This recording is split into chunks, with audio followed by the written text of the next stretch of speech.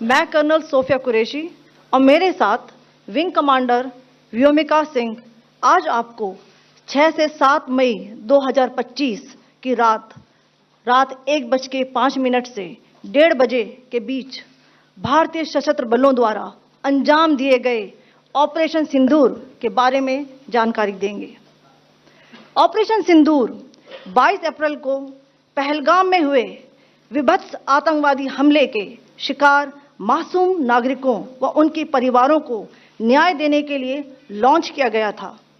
इस कार्रवाई में 9 टेररिस्ट कैंप्स को टारगेट किया गया और पूरी तरह से इसे बर्बाद किया गया। पाकिस्तान में पिछले 3 दशकों से टेरर इंफ्रास्ट्रक्चर का निर्माण हो रहा है। इसमें recruitment, indoctrination centres, training areas व लॉन्च पैड शामिल थे, जो पाकिस्तान और पाक अधिकृत जम्मू कश्मीर POJK दोनों में फैले हैं। Operation Sindoor was launched by Indian Armed Forces to deliver justice to the victims of Pahalgam terror attack and their families. 9 terrorist camps were targeted and successfully destroyed. Over the last 3 decades, Pakistan has systematically built terror infrastructure. It is a complex web of recruitment and indoctrination centers, training areas for initial and refresher courses, and launch pads for handlers. These camps are located both in Pakistan as well as Pakistan-occupied Jammu and Kashmir areas. Some of the well-known training camps are located, as you can see on the screen. They are distributed from Savai Nala in the north, counting to approximately 21, ending at Bhagalpur to the south.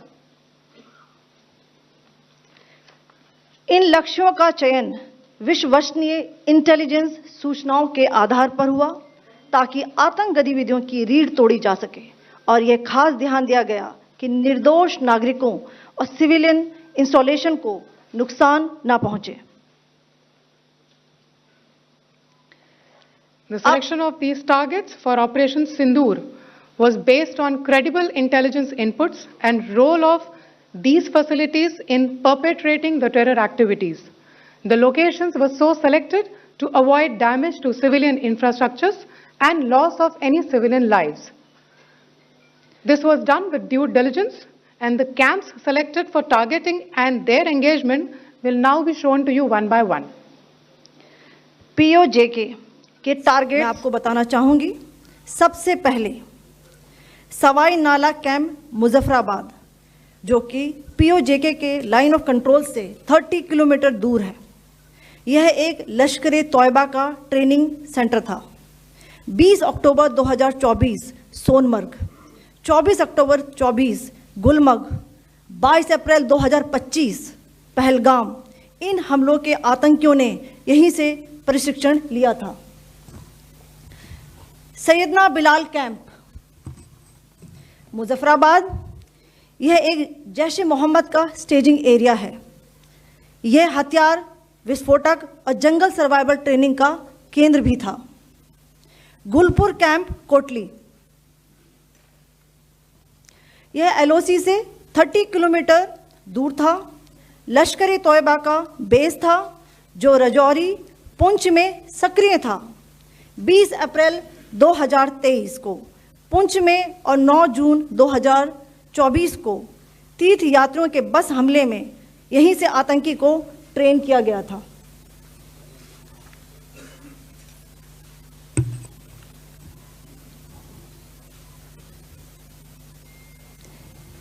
Barnala camp बिम्बर, ये LOC से 9 kilometre दूर है। यहाँ पर हथियार, handling, IED व जंगल survival का प्रशिक्षण केंद्र था। अब्बास कैंप कोटली,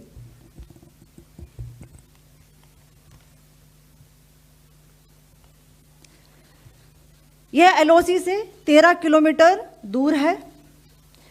लश्कर तौयबा का फिदाइन यहाँ तैयार होता था। इसकी कैपेसिटी 15 टेररिस्ट को ट्रेन करने की थी।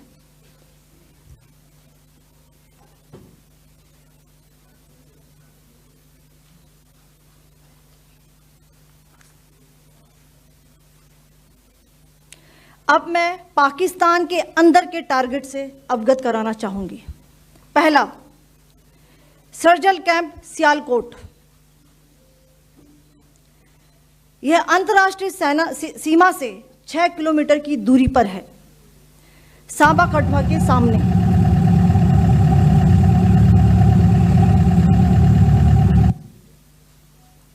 मार्च 2025 में जम्मू एंड कश्मीर पुलिस के 4 जवानों की जो हत्या की गई थी, उन आतंकवादियों को इसी जगह पर ट्रेन किया गया था। दूसरा, महमूना जाया कैंप सियालकोट। यह 18 से 12 किलोमीटर आईबी से दूर था। हिजबुल मुजाहिदीन का बहुत बड़ा कैंप था। यह कठुआ जम्मू क्षेत्र में आतंक फैलाने का नियंत्रण केंद्र था। पठानकोट एयरफोर्स बेस पर किया गया हमला भी इसी कैंप से प्लान और डायरेक्ट किया गया था। मरकज ताइबा मुरीद के, यह आईबी से 18 से 25 किलोमीटर दूरी पर है। 2008 के मुंबई हमले के आतंकी भी यहीं से प्रशिक्षित हुए थे। अजमल कसब व डेविड हेडली भी यहां ट्रेन हुए थे।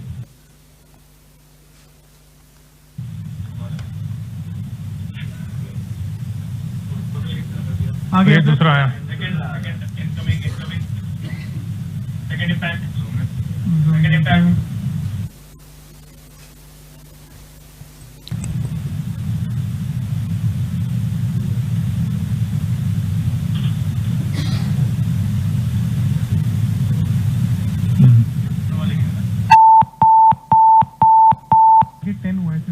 टारगेट 10 हुआ, एंक्लोजर सेम ही है। 7 it is hit the target. हाँ हाँ।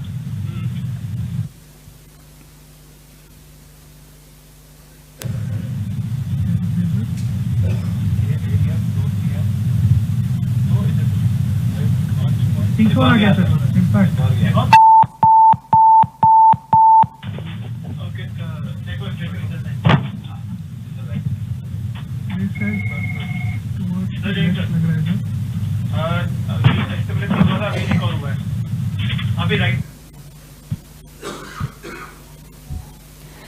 मरकज सुभान अल्लाह भावलपुर, यह इंटरनेशनल बाउंड्री से 100 किलोमीटर दूर है।